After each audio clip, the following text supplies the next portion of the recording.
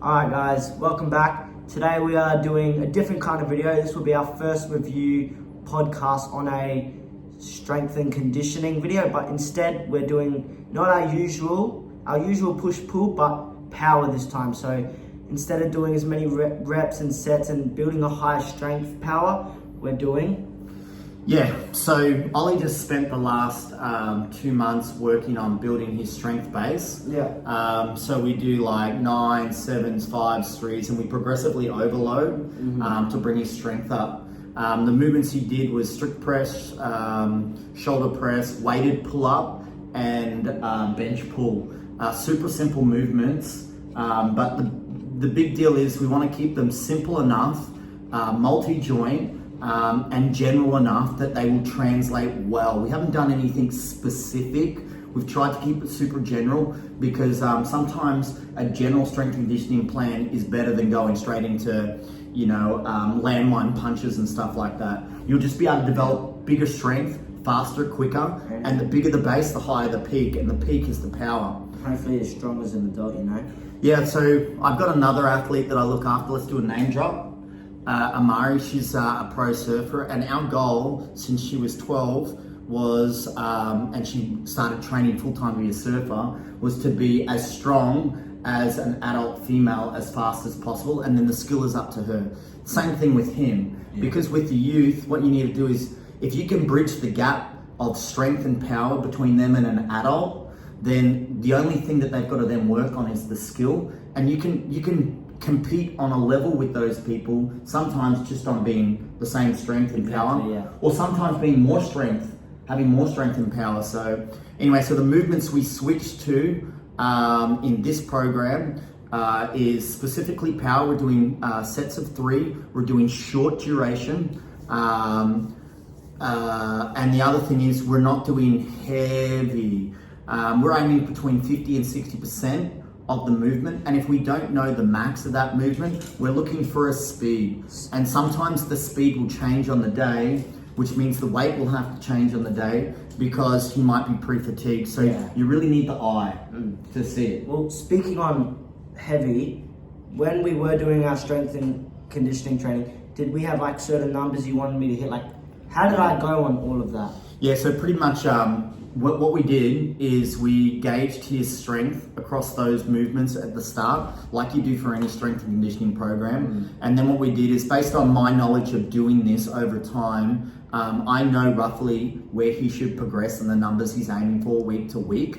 And so then what we did is we wrote it on the whiteboard. The numbers and where we wanted me to be at by the end of it, Yeah, so, actually he did really well because he's at adolescence now. So his hormones is pretty much like he's jacked. He's got heaps of hormones going crazy. So it's the perfect time to train when they're going through this, because the progress is just, whereas someone's 35, the numbers sort of don't go as fast. So he was meant to hit our target goal was to hit a certain amount of numbers or weights by 8 weeks, and he hit them around about 5.5 weeks. Because when he was hot, and so we jumped it faster. And then pretty much once we got to the 5.5, 6 weeks, that's when we noticed he hit all these numbers, and so it was like it was going to be really hard to get those extra numbers because your body can only adapt so quick and to so many numbers before you have to start the program again and then load back up.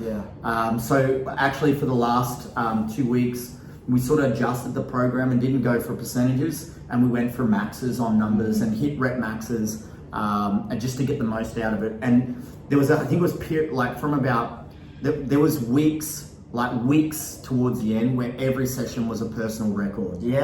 And then it wasn't and then when we maxed, he was still hitting personal records. There was maybe 1 or 2 days where he didn't hit his numbers after the 6th week that we were sort of aiming for. Sleep, warong food, just not mentally there on the day. For you guys who don't know what warong food is, it's the barley deep fried fat fuck shit, Yeah, it's pretty much barley. I loved it. But anyway, so now the movements we've gone with are banded bench press. We've gone with a banded pull up. We've gone with a push press, and we've gone with a banded Pendlay row. And then we've added a few auxiliaries in.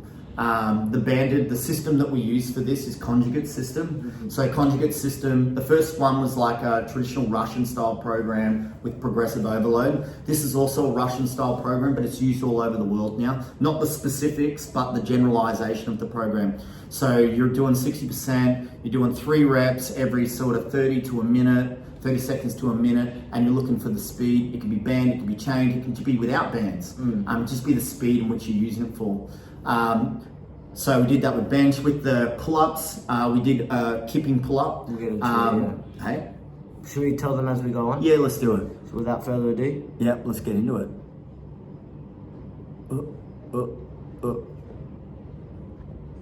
All right, we're playing.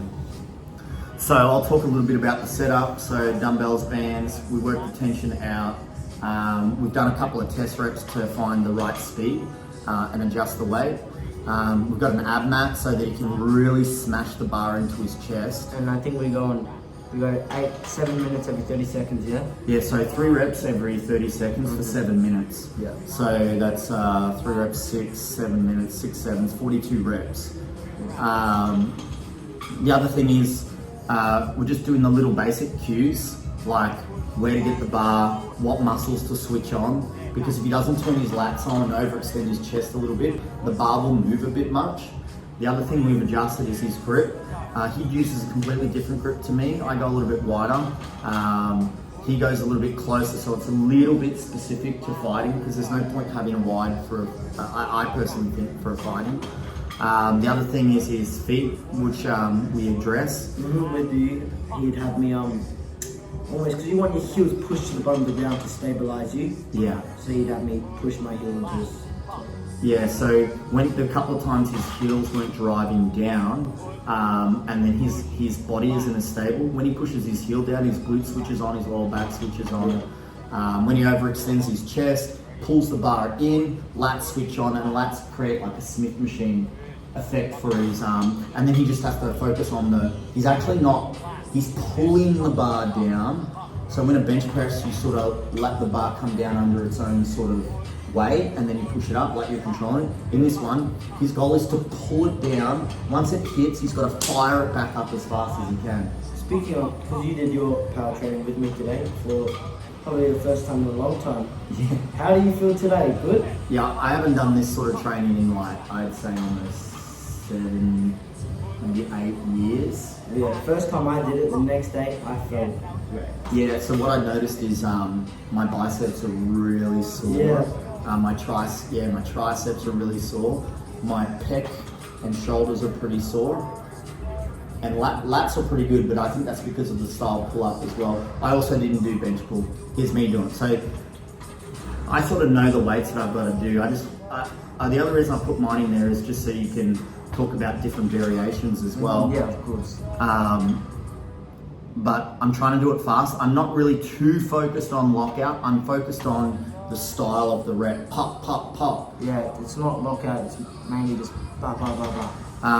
And the reason is there's more tension throughout I'm getting as close to lockout as possible, but there's more tension. And we actually do this sort of thing in Olympic weightlifting, and that's why I've sort of pinched a lot of it off. So say if I was doing power snatches, that's when you see a dude doing a power snatch, holding it, not standing up, bring it back down, hit it. In weightlifting. In between his sets, I like to motivate him like he does to me, even though he probably doesn't need it.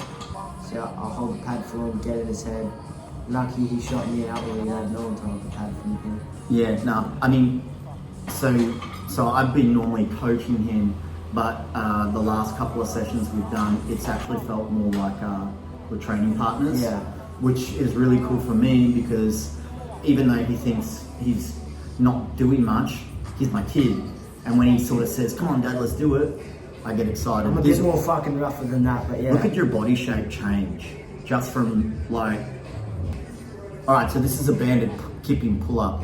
Now, before everyone jumps on their high horse and says strict pull-ups are better, blah, blah, blah, kipping pull-ups are no good for you, this is my objective to that, or objection to that, is that we're still like a primate, and we have these massive lats, and we're designed to swing, and swinging is a really functional movement. And the other thing is we can still generate power, and it's also about the flow of your body. The other things to think about is when he's in the open position or the Superman position, his lower back glutes are on, and his psoas, which is the midline muscle in here, it's like a rubber band, and it's actually a plyometric as well with his lats and his psoas, and that plyometric in your psoas is also big for creating midline power.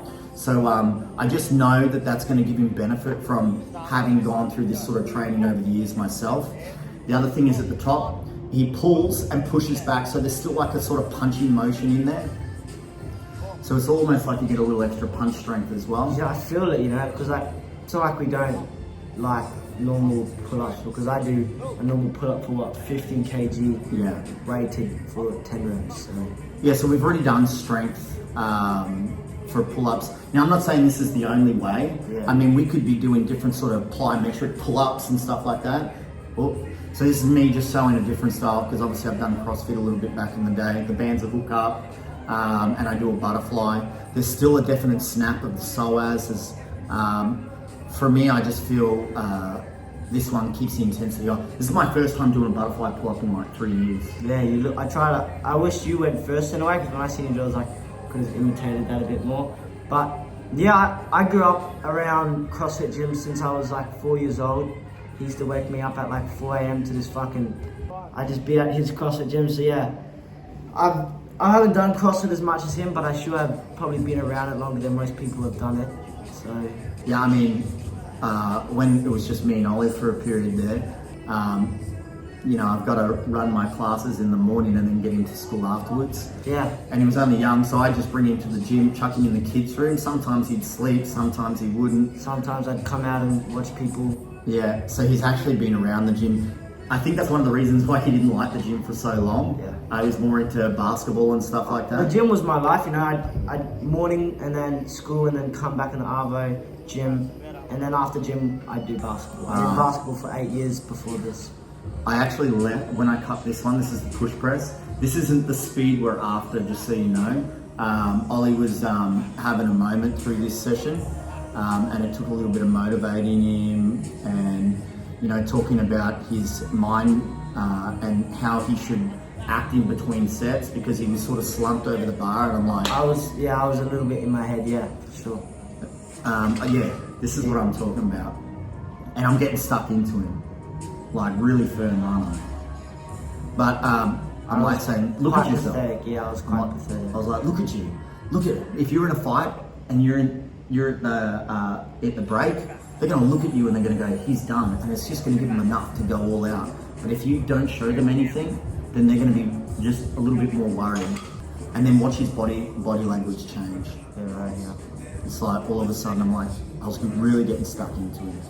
I don't even get stuck into my athletes that I've trained over the years like this. I guess I'm a little hard on them, but...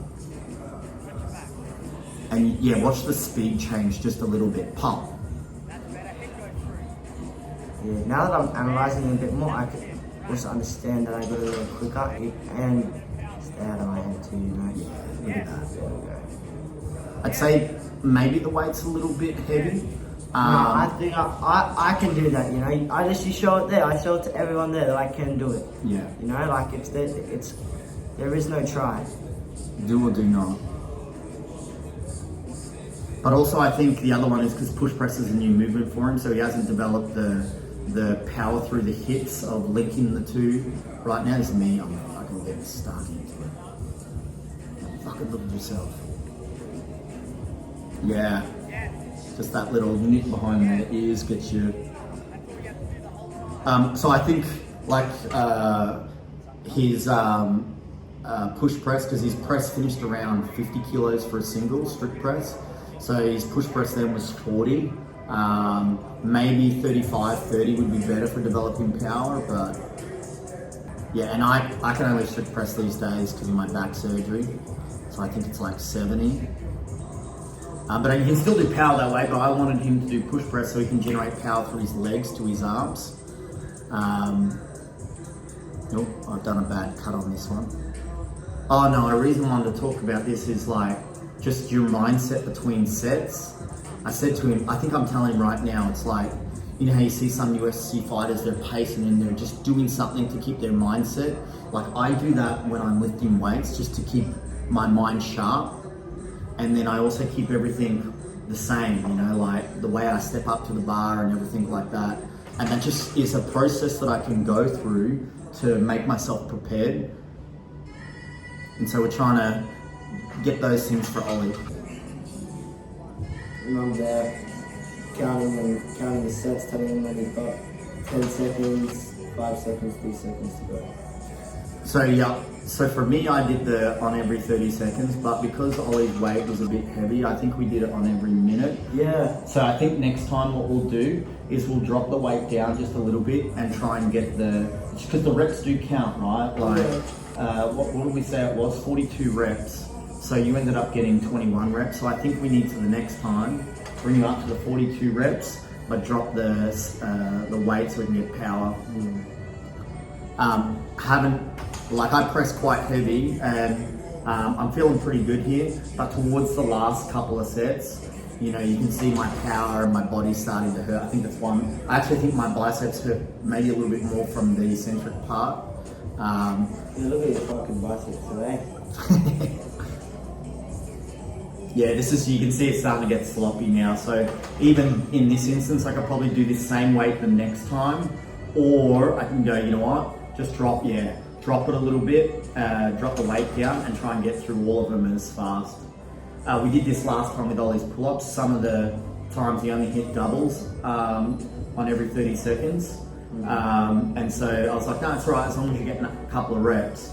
That real power, you know? Yeah, but then this time, he actually got through all the 3 reps really easy.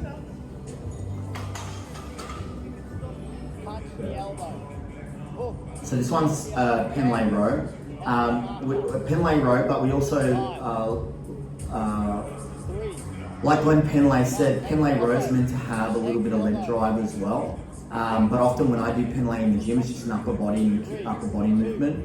I like to keep it more strict. But the reason why we've done a little bit of legs in it, because I feel like there's a little bit of teeping in here, and I also feel like the pulling is like clinching, so it's super general, but we want to get some transfer.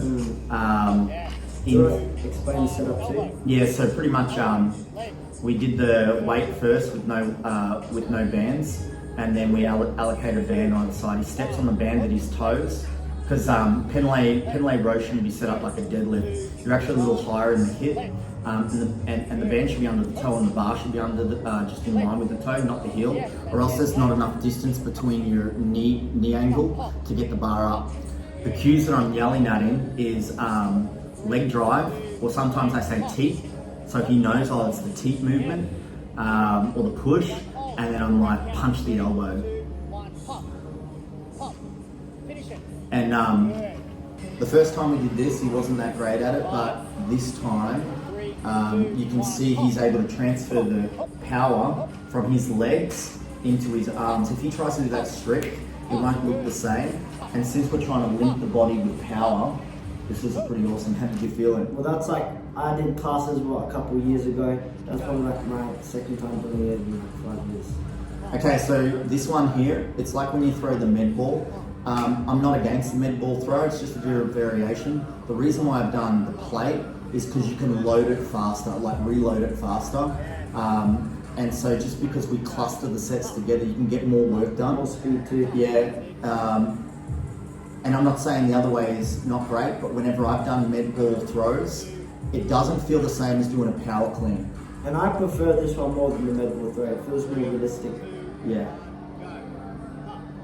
So he went one side and then does the other. We only did half the reps because this is a new movement for him, and because it's a core movement, and because he's fighting. I didn't want him to be busted up the next day, so next time we'll do the full 7 minutes each side. It's actually a great view of the gym. Yeah, what a beautiful backdrop, We eh? picked a gym that has no aircon too. Yeah, this is what we finished off with, because he's doing a fair bit of conditioning at the moment. It was just sprint up, jog down, sprint up, jog down. I think it was like 8 or 9 sets.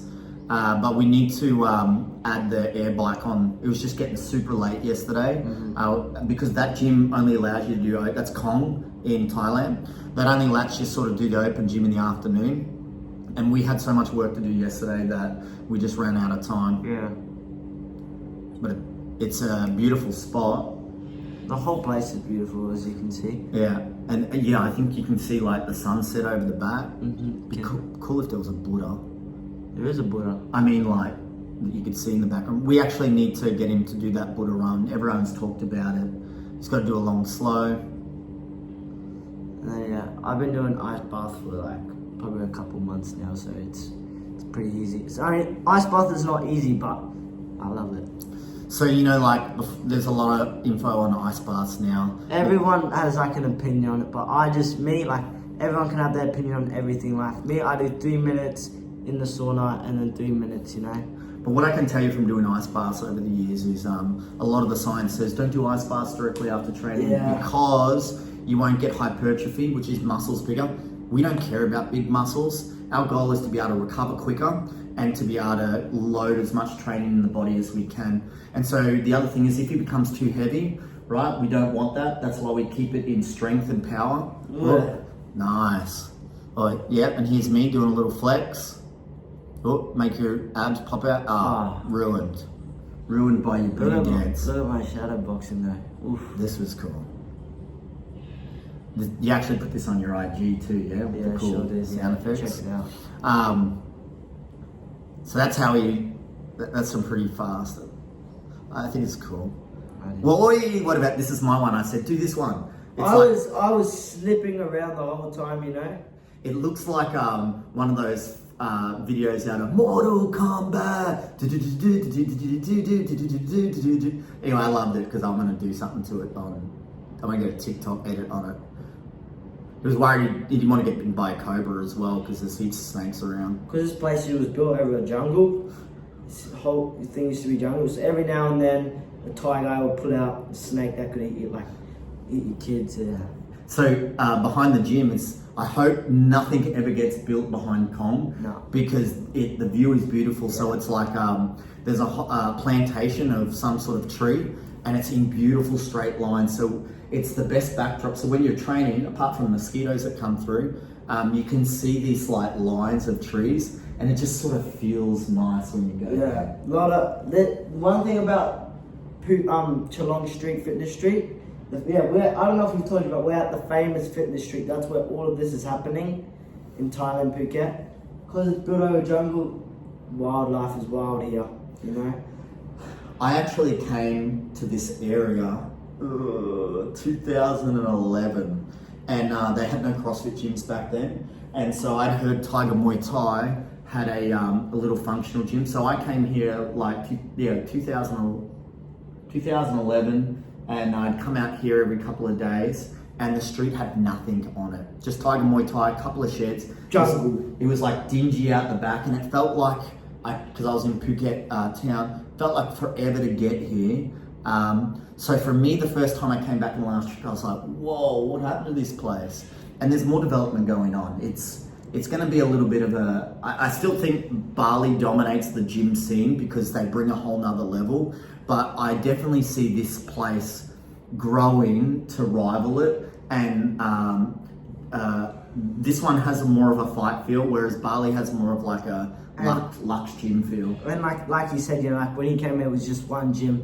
Now this gym is known as the fitness street of the world, you know, like I wouldn't say come here if you're looking for a bit of training, a bit of partying, because there's not one club on the street. It's just gyms, cafes, it's everything you need to train, fit, fight, and it's legit here. It's real legit. Only fit people. You rarely see a tubby cunt walking around. It's a great spot, you know. But I love it. What I like is when you compare it to say Bali, I'd say Canggu has quite a lot of gyms.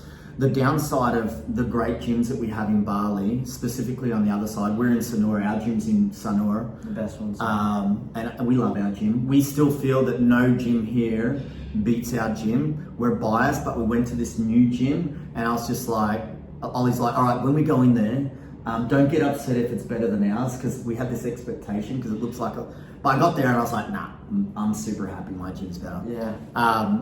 But what I would say is one thing this place does have over Bali, specifically Canggu, if you're ever deciding just gym, there's no distractions.